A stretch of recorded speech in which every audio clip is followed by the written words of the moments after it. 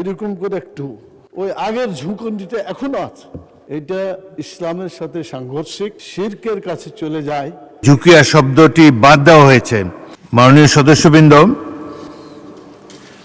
আমি এখন সংসদের স্পিকারের চেয়ারের প্রতি বা সভাপতির প্রতি মাথা ঝুঁকিয়া সম্মান প্রদর্শন করা সম্পর্কে আমার সিদ্ধান্ত জানাবো।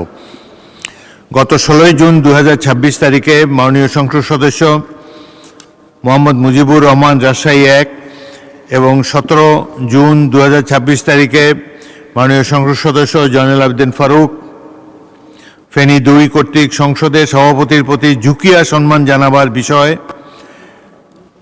বিষয়টি নোয়াখালী 2, এখানে তো ফেনী 2 লিখছে। সংসদের সভাপতির প্রতি ঝুঁকিয়া সম্মান জানাবার বিষয়টি সুরাহার জন্য পয়েন্ট অফ অর্ডারে অনুরোধ জানান। বিষয়টি পরীক্ষা নিরীক্ষা করে জানানো হবে মর্মে আমি জানিয়েছিলাম। সেই প্রেক্ষিতে আমার পর্যবেক্ষণ ও সিদ্ধান্ত জানাচ্ছি।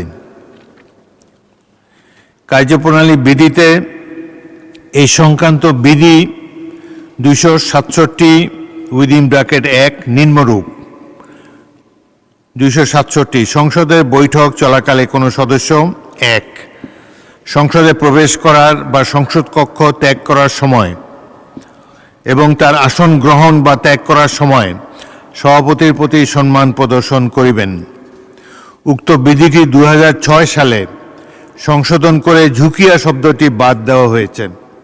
আমি পরীক্ষা করে দেখেছি, 8ম সংসদের কার্যপ্রণালী বিধি সম্পর্কিত স্থায়ী কমিটি 20 সেপ্টেম্বর 2026 তারিখে সংসদে একটি রিপোর্ট উপস্থাপন করে। রিপোর্টটি 26 সেপ্টেম্বর 2006 তারিখে সংসদে বিবেচিত ও গৃহীত হয়, যার মধ্যে 267(1) বিধির উক্ত সংশোধনীটি অন্তর্ভুক্ত ছিল।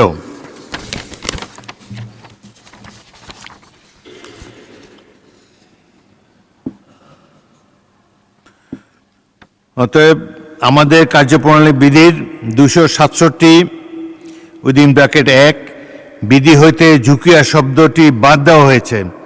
সেহেতু মাননীয় সদস্যবৃন্দ, আপনারা জাতীয় সংসদে যার যার ধর্মীয় রীতি অনুযায়ী স্পিকারের চেয়ারের প্রতি বা সভাপতির প্রতি সম্মান জানাবেন। ধন্যবাদ।